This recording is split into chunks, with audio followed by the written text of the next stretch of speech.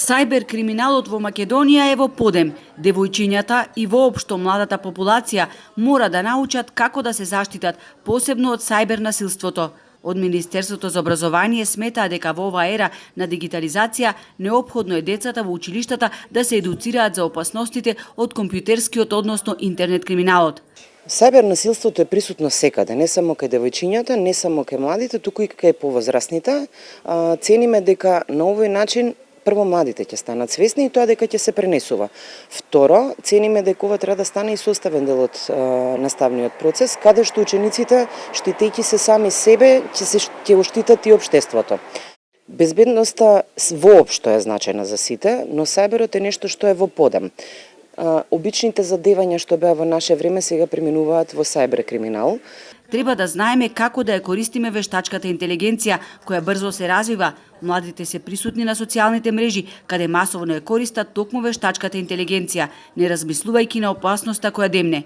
Треба да знаат кои информации смеат да ги пласираат и до кој степен, вели Ивановска. Од таа причина, додава, направивме и водич за правилна употреба на вештачката интелигенција.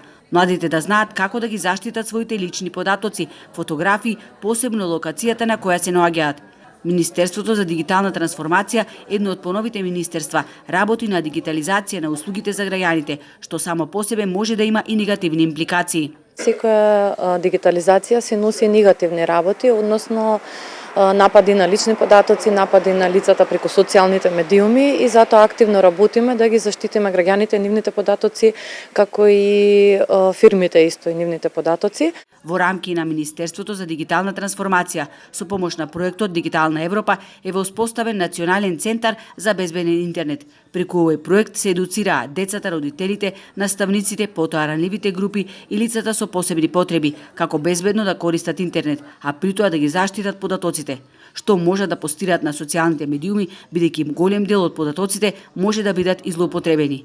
Инаку во Охрид 150 средношколки од 10 училишта од Македонија беа дел од кампот за сајбер безбедност што го спроведува Британскиот совет во државите од Западен Балкан.